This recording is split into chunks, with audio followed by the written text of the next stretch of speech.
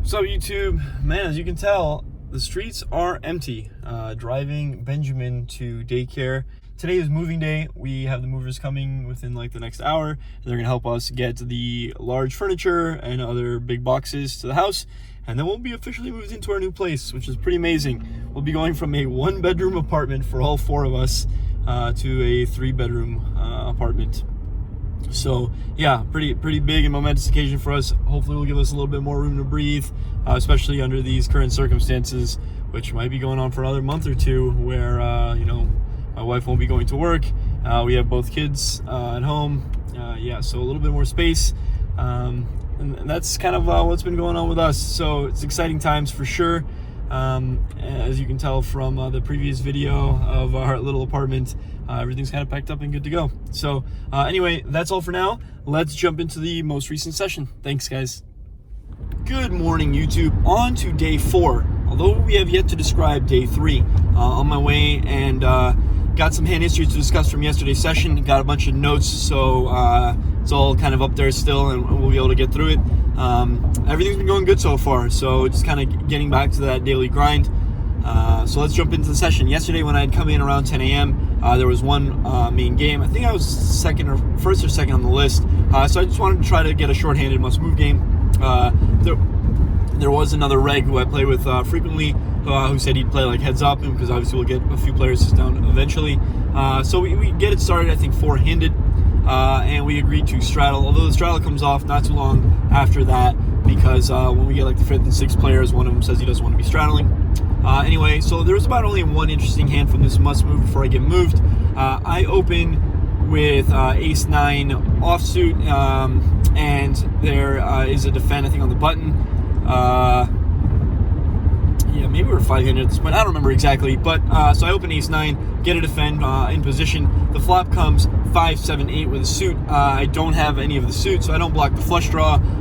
Just have ace-high. I do have the gut shot. I like to check. Probably going to be check giving up depending on sizings. I think if he bets relatively small, then I might continue with the ace-high and the gut shot. But it's going to be really hard out of position to continue here against multiple streets of aggression. So generally speaking, it's kind of best to just give up. Anyway, I check and he checks it back. The turn is the 6 of the suit, so it brings in the flush but gives me the straight. I decide to now bet for value. I think I bet like 50 into the like $70 pot, and he calls. The river is a brick, so there is just 3 of the suit. The straight is still good, doesn't pair the board, and I decide to bet fold. I think I bet 105 or 110, something like that, and he calls pretty quickly. I turn my hand over, and it is good. So we ended up being up about $200 in this must-move game before I get moved over. And then when I get moved to the main game, I think within the first few hands, if not like the second or third hand, I get ace-king. Everybody in this game is straddling. It is a straddle game, so it's 3-5-10, no limit. And I open to 40 with ace-king in position. The flop, so we get a defend, I think, from either the small blind or the big blind, and the straddle. The flop comes ace-king, I think like ace-king 5 or ace-king 6, something like that, with a suit. I don't have any blockers to the suit. And now the small blind checks. The straddler kind of goes to the tank. It looks like he wants to bet. He's playing like a $240 stack. And after thinking for quite some time, he ends up checking. And to me, this just always feels like a flush draw. So, when you feel like someone has a hand, you might as well just be betting large for value. They're either going to have a flush draw and they're not going to fold, or they're going to have top pair and they're not going to fold. So I like to bet 100 into like this $120 pot, 125 after they take the rake out. The small blind folds, and sure enough, he ends up cramming in his $240. I snap it off. He shows his neighbor being like, oh, like, I got a draw, or like I'm not gonna be able to fold this draw or something. And his neighbor is just like, yeah, that's a good draw. Turns a brick. So I know I'm fading clubs, and it feels like it's almost exactly going to be queen jack, queen 10, or jack 10 of clubs for the straight and flush draw. The river is an offsuit jack, and he's like, well, there it is. So yeah, sure enough, the queen 10 of clubs gets there. Now we're stuck like $50 to $100. Obviously, like he's got plenty of equity, pretty standard hand. But yeah, obviously would have been nice to win that one, because then we'd be up like 600 for the session. So back to about even from moving into this main game. Now, maybe an orbit or two later, there is an open to 50 in early position from the player who just beat me with Queen 10 suited. I think when he's opening this large, he's obviously just going to have a good hand, whether it be like Ace King, pocket 10s plus. There is a flat on the button, and I'm in the small blind, and we wake up to the pocket aces. Yeah, nice timing, especially given that we just lost that pot. It's obviously going to be looking like we're going to be tilting. Also, I've been raising a ton at this table. I think I had Ace King like 3 or 4 times before this aces, and the rest of them I ended up winning with like raise and take it, or like raise, flop a pair, and then win. So it looks like I'm just being super aggro. So, you know, great timing to have aces in the small blind. I make it $220. I think a fairly standard size, being out of position, and given the raise size, and given the fact that this guy who opened for 50 has like a $615 stack. I think he's just going to get it in a lot, given his open size. So I make it $220. Now, the straddle is a guy who was away from the table. I recognize him, I think, as an action player. When he gets back, he has like 6,000 from, I guess, the betting on the other side, or what's known as the dark side, which is like, you know, Pai Gow, Baccarat, whatever. So he puts those chips away, and I think he had just reloaded for like 300 at this game. Like, he had maybe gone for a walk or whatever to gamble on the other side. So anyway, so he's only got 300. He cold calls the 220, leaving himself with 80. Now, sure enough, the original opener for 50 crams in the 615. The button makes some joke. He said, well, you guys know what I got, and he folds. I obviously call it off. And I when I call, before the straddle could even call off the 80, the guy who had jammed the 615, I think, asks what I have or something or whatever, and I say, like, I have the best hand. And he's like, you have aces? I'm like, yeah, well, that's what I mean, like, I have the best hand. And the guy in the straddle hasn't even called yet. And he's like, I haven't called. And I'm like, well, clearly you're not folding for $80 or whatever once you put in the 220. So he calls it off. And now the button says, like, he's like, whatever, that he, you know, everybody knows what he has. And someone's like, oh, like 10s or jacks. And he's like, no, I Queen 10 suited. So the flop comes 7, 8, 9. And the guy who crammed the 615 is just like, all right, I need a, I think he says he needs a 10. When he says that, I just put him on jacks. Like, I think that's pretty obvious. If he had 10s, I think he'd ask for a jack. I think it's just way more likely that if he's asking for a 10, that he has jacks and is trying to make a straight. And obviously, one guy's already said he's folded Queen 10. The turn is an offsuit 4, I think. And then the river is a jack. Obviously, pretty terrible. And now, so now I know I lose to the jacks. And the guy in the straddle who called off basically the 220 cold with, you know, 10 in there, turns over Queen 10 himself. I don't know if it was Queen 10 suited or just Queen 10. So we end up losing to both of them. The guy with the jacks breaks even on the hands. I think he loses 300 to that guy, but he picks up my 300, so he pretty much breaks even on the hands. And then the guy with the Queen 10 triples up to like 900 plus or whatever. Yeah, that one's pretty painful, considering that it was knowing that it's Queen 10, somebody folded Queen 10, and the guy is jacks, and the flop comes 7, 8, 9. Obviously about as good a flop as they can hope for, but they've got a lot of each other's blockers between the three of them, knowing, you know, what was folded. So yeah, a little bit of a frustrating run out to lose that one. And now I think I am stuck like 500, because I think I won some back. So yeah, I think I'm stuck about 400 or 500. And things aren't going my way. That would have been a real nice one to hold on, because that pot was about $1,500, which would have put us up about 1,000 or something like that. I don't know. Yeah, not running good, but you know, playing good, and the table's action, so that's good news. When you're stuck, the worst thing you want to see is when you lose and the game is tight. Now, shortly after losing those aces, there is a limp from a tight player, either under the gun or on the +1. I have Queen Jack of Hearts, a seat or two over. I over limp. This is a hand I'd be isolating, but against like a tight limper, I'm not trying to open and get squeezed. So I over limp. I think there's maybe another limp or two. And now either the big blind or the straddle or reg opens to, they pull in the pot, and he says he raises, and he puts in 75. So like 85 total. The tight guy folds. I'm a bit salty. This hand obviously plays fine in position. I think that this guy in particular doesn't have the tightest of ranges opening, so I think he could have some hands like ace-5 suited. I think he could have some pocket pairs. I think he could have just a ton of hands. So I think, you know, we're plenty deep, and you know, I like my post-flop game. So I call 75 more, and everybody else folds. We go heads up to a flop, which comes something along the lines of like Queen 7 deuce rainbow, or Queen 7 4 rainbow, Queen 8 4 rainbow. I don't remember exactly, but it's queen high with one heart. So I flop top pair, jack kicker, backdoor flush draw on a pretty disconnected board. He thinks we're betting bet 75, kind of a little bit of a down bet given the limps and the pot and everything. He's not one to down bet, in my opinion. I don't think it's a big part of his strategy. And when it's not a big part of someone's strategy, I think it's going to be hard to balance. When he down bets here, in my opinion, it feels kind of like he has ace high. Maybe something like jacks or tens, wants to know where he's at. Or I've just gotten cooler by like pocket queens. Really, that's, in my opinion, kind of what this feels like. It's going to be exactly like I'm winning, or he has a set of queens, which is pretty hard to make when that would be the case queen. So I call. The turn is now, I believe, the 9 of spades, bringing up backdoor flush draw. He thinks we're betting bets 240. My read's not going to change. I think, obviously, he could have had some hands that pick up equity here. Maybe a hand like ace jack of spades, ace 10 of spades, ace king of spades. But nonetheless, I thought I was ahead on the flop. I'm going to continue. I think that he is a capable player who will be double barreling wide here. So I call the 240. The river now peels off, and he goes into the tank. I believe I mentioned this before on the vlog, but I don't really like paying attention to what the card is until it's my action. I like paying attention to the player and then getting a read off of him without knowing what the card is, if that makes any sense. Maybe this isn't the best case, but I like to kind of get a feeling of how strong I feel they are without knowing what the card is. This way, when I go look at the card, I can have an understanding of how strong I feel based on the run out. I don't know, it's a little hard to explain, but I feel like it works well for me. So he goes in the tank, and while he's tanking, I'm just like, oh god, like, is he gonna unload the clip here? He's looking over my stack.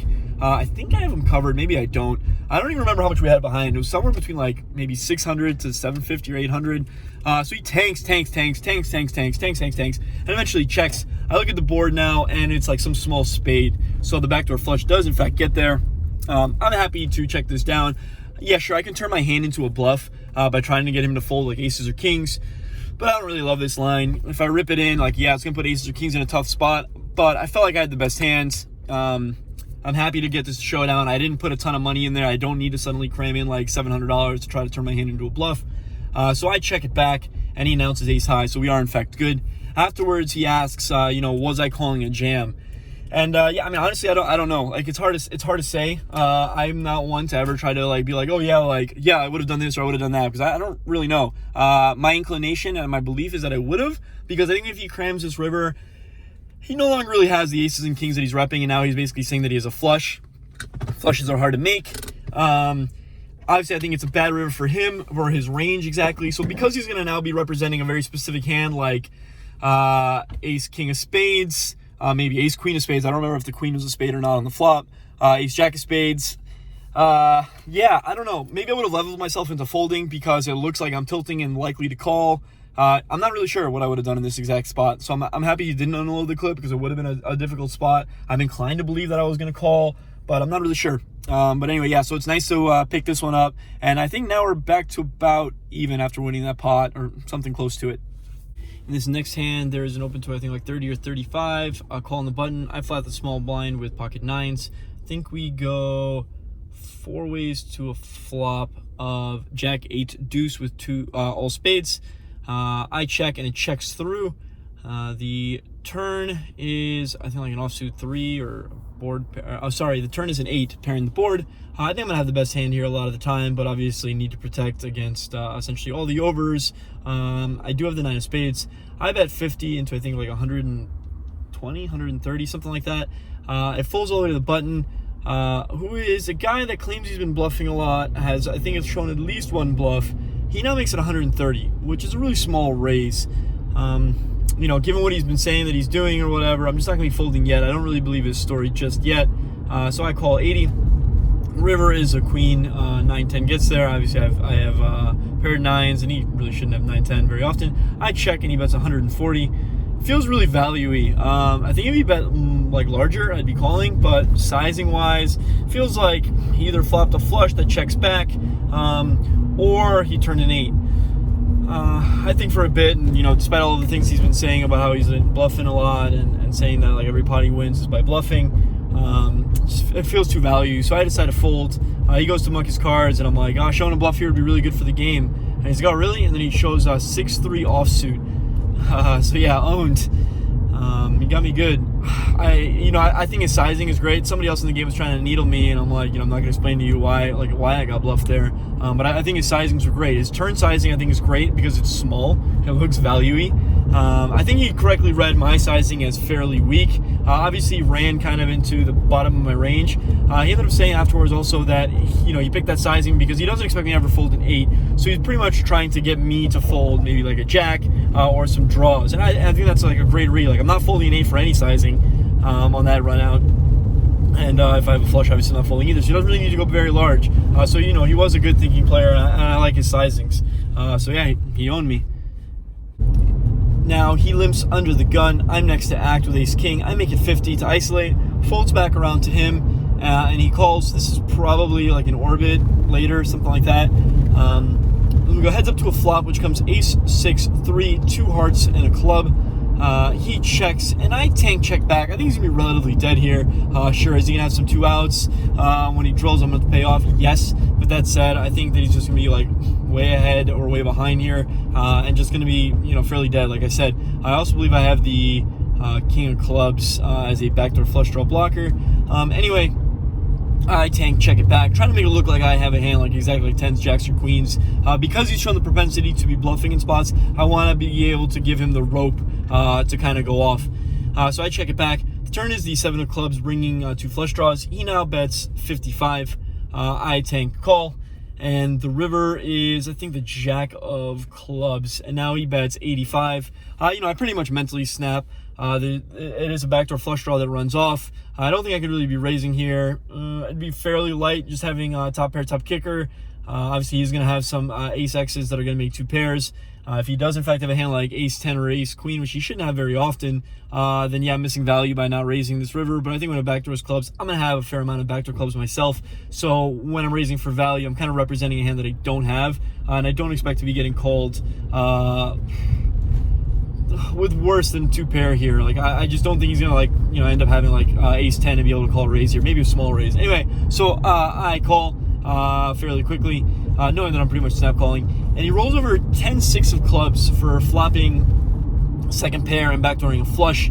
I feel like I lost the minimum. And I say that, I'm just like, I got lucky, I lost the minimum. He's like, if you bet the flop, I fold. And I mean, is it possible? Yeah, but I just don't see how that makes any sense. If you're limp calling 50 pre-flop with 10-6 suited under the gun, and you flop a pair and a backdoor flush draw, how do you fold? He said he would have folded maybe if it was a big bet, but like, I'm not really going to be bombing here, really ever. Like, what am I going to bet, 100 into 100 or whatever? Like, that doesn't make any sense. Probably would have bet like 60, 65, 70, and I just can't imagine that he folds. I think he's calling at least once, hoping that either he has the best hand, or that I do have a hand like ace king, ace queen, or something like that, and he could either backdoor a flush for like turn 2 pair. So yeah, I feel like I lost the minimum, despite him saying that the fact that he was folding the flop, which sounds crazy to me. If I bet flop and he calls, I probably barrel turn. He calls, maybe leads river. Yeah, I think I lose much more as played. Do I think that this is the best way to play this hand? Not particularly, but against this exact opponent, I felt like he's just going to be like fairly dead. Like, in my opinion, when it comes to ace 7-3, he's just going to have a lot of hands like jack 9 that are just dead on this flop and really have 0 equity. So if I bet, they're pretty much going to have to fold. So yeah, we lose another moderate one. I'm actually also really lucky that he only bet 85 on the river, because I was obviously calling probably up to like, I don't know, 250 or something like that. Given the fact that he earlier bluffed small, I would expect his bluffs to be bigger now. Yeah, so all around, I feel like I got kind of lucky given the bad run out and me losing to this hand. Now in this hand, I'm in the straddle with 9-7 off. There is a limp under the gun. Now like a seat or 2 over, a reg makes it $40. There are, I think, 2 calls to me, 2, 3, 4. Yeah, 2 calls to me. And I look over at the end of the gun player, and I see him, he's already grabbing calling chips. So yeah, can he be raising here? Sure. But I think generally speaking, this is just going to be a call. So I know that I'm essentially closing the action. So I call 30 more, playing, deep against the 5 opponents. And we go 5 ways to a flop, which comes queen, 10, 8, rainbow. The small blind checks. It's now on me. I contemplate donking here. to essentially clean up the equity against what I think is a possible ace-king from the pre-flop opener. It sucks if it checks through and now the turn's like a jack, and now I'm kind of stuck against a possible ace-king. So I'm thinking about doing that, kind of turning my hand into a bluff or a semi-bluff, but I like to just check. The player under the gun checks. Now the pre-flop opener bets 130. It goes fold to me, getting nearly 3-1, not quite 3-1, like 2.5, 2.67 or 1-1, something like that, to 1 with another like 720 to play. I'm just obviously never going to be folding here. Yeah, the jack isn't a great card, but I just, given the fact that he bets this flop 5 ways, I don't expect him to have ace king here ever really. So I call the 130 and the under the gun player folds. The turn is an offsuit 6. I check, and now he bets, it's the 6 of spades, so now there is a flush draw. The flop was a rainbow, so now a flush draw picks up. I check, and he bets 315, I think, 320, something like that. Leaves himself with about 400. And so I think for a bit, I'm obviously just going to be jamming here. There's just some draws. I expect him, when he bets here twice, to have some good hands, like overpairs, sets, 2 pairs. So I tank for a bit and jam it in there. He now goes into the tank. When he doesn't snap, I kind of know that it's never a set. And now I'm actually thinking maybe it's like ace-king, because in my opinion, I think ace-king here is betting way more than like kings or aces, because kings or aces are checking to pot control, whereas ace-king is trying to win the pot by betting large with equity. Sure, so sometimes ace-king just checks back to try to realize, but I think a lot of people will instead bluff with ace-high as opposed to betting when they have value hands. So while he's tanking, I'm like, well, what do you have? Like, I'll let you know what you should do. And he's got pocket kings, and I'm like, all right, well, show me. And so he shows a king, and when he shows me a king, I'm like, I believe you have ace-king. And he's just like, no, like, I have kings. And I'm like, all right, if you could show a king, I'll give you $5. So after a little bit, he rolls over his second card, and it's a queen. I throw him the 5, and I'm like, wait, I told you I'd give you 5 if you show kings. Like, you need to throw that $5 back. So he throws it back, and then he's like, well, you told me if I'm good or not. And I'm like, on what planet is that ever good? Like, how could you ever be good? And then I go, well, I guess I could have like ace jack of spades. And then he kind of snap calls like shortly thereafter, but like after me saying those few sentences. I don't think there's much more I say. He snap calls, and I tell him he's drawing dead. Which is funny, because even though I know he's drawing dead, a part of me was still sort of like, wait a moment, is that the case? The river's a king, so he makes top 2, but obviously it's no good against the straight. So we win that pot, and he was none too pleased, as he and I have some a little bit of history. We kind of go back and forth with the needles. I think it's actually really fun. I think it's really fun when regs in a game have history, have some battles. I enjoy playing no limit. I think it's kind of a battle of the minds, and I think there's nothing more enjoyable than if you're playing with people regularly to kind of have these sort of mind games. So yeah, I kind of really enjoy it. I like needles. I don't mind getting needled. I think it's good for the game. For this one, I get a little tally in my book for picking this one up, thankfully. I now have ace jack offsuit with the ace of clubs and open to, I think, 35 or 40. I get 2 calls. As I mentioned, we're playing 3, 5, 10. And the flop comes 6, 8, 9 with 2 clubs. Goes check, check. I decided to check it back. I do have the ace of clubs here, so I'm trying to realize some backdoor equity. And this is obviously not a great flop 3 ways for my particular hand. So I check it back. The turn is the 7 of clubs, now giving me the nut flush draw and a gut shot straight draw. A reg leads for, I think, 75 or 80 into the like $110 pot, something like that. The player in between folds. And obviously with enough flush draw, I'm not going anywhere, as well as the straight draw. I think the 10 should be good here a large majority of the time. So I call the 75, and the river now is an offsuit 4, and he checks. And when he checks here, I just kind of get the read that he's got a good value hand, but one that does not want to call a big bet. Particularly maybe some 2 pairs. I don't even think it's a straight, because I think he'd be betting a straight here. So when he checks, I decided to just polarize and bomb, try to make it look like I have some trapped flushes. Will I, if I had a hand like maybe ace deuce of clubs here, I would check this back as well, because I don't really have any real equity on this connected board. It's a bad board for my own personal range, and I don't want to get into a spot where if I get check raised, well, now I've got a flush draw in position, I have to call. So I definitely would play like the nuts in this manner. So I bet 400, which, in retrospect, I don't really love. I think I can go slightly smaller. Like, yeah, sure, it's polarizing, but when I'm betting what, like 1.5 pot? It's a little goofy for sure. It's not something I'm doing quite regularly, and that I'm balancing, I don't think, particularly well in this game. Anyway, he goes to the tank and immediately says, like, oh man, I don't beat anything. He's like, I can't beat a straight, can't beat a flush, I can't beat 2 pair, and he kind of starts grabbing, like, calling chips, and I'm like, oh my god, I'm about to get snapped off here. Like, he's just seeing completely through this. But then after a little bit of thought, he ends up folding. So yeah, I got one through there, obviously. Next time, we're just going to end up having to have the nuts in this spot instead. I tell him later on that I had it, and then later on tell him again that I actually had exactly ace-jack, because I assumed if I ever end up getting through all of these vlogs, he's going to find out one way or the other. Now, in this hand, I'm in the big blind. There are a few limps and now a tight reg. And by tight, I mean, like, just never really opens. Like the limp re-raise a ton. He opens from the small blind to 45. I'm in the big blind with pocket kings. I like to just call, mostly because kind of the goofballs in the pot are attack behind me in the straddle and the limp. And I feel like if I end up 3-betting here, I'm pretty much just going to have him folding the weak part of his range and continuing only when he has, like, exactly aces or queens, maybe ace king suited. So I like to just call, and I think 1 or 2 of the limpers call. I think one of the limpers calls, and we go 3 ways to a flop, which comes to like 10-10 deuce with 2 diamonds. He bets 105. Obviously, I'm not going anywhere. I called 105, and now the limper jams all in for 260. Womp, womp.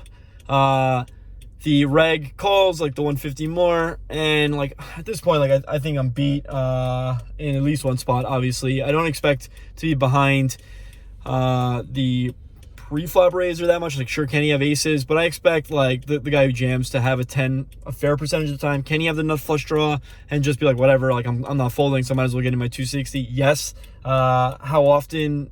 I'm not entirely sure. It's kind of hard to calculate. Like, yeah, sometimes I think he's gonna have the nut flush draw there.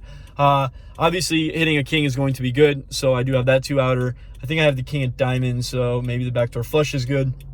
Actually, yeah, I do have the king of diamonds. So I call the 155 more. It turns an offsuit 9. It goes check, check. Maybe I should be trying to build a pot or a side pot against the small blind here to try to eke out a little bit of money if I think the other guy has a 10. This guy just doesn't really ever have a 10. Like, maybe I should just be betting 100. Anyway, I check it back. River is like an offsuit 5 or something, just some like undercard. It checks, and I decide to check it back. Small blind has pocket 8s. I'm an idiot for not 3-betting. And sure enough, the limper has 10-9 offsuit for making a boat on the turn. Yeah, a bit unfortunate, obviously, that I got unlucky. We can see that if I 3-bet the guy. First of all, I'm really surprised that he was opening 8s versus limps. It's just not something he does very often.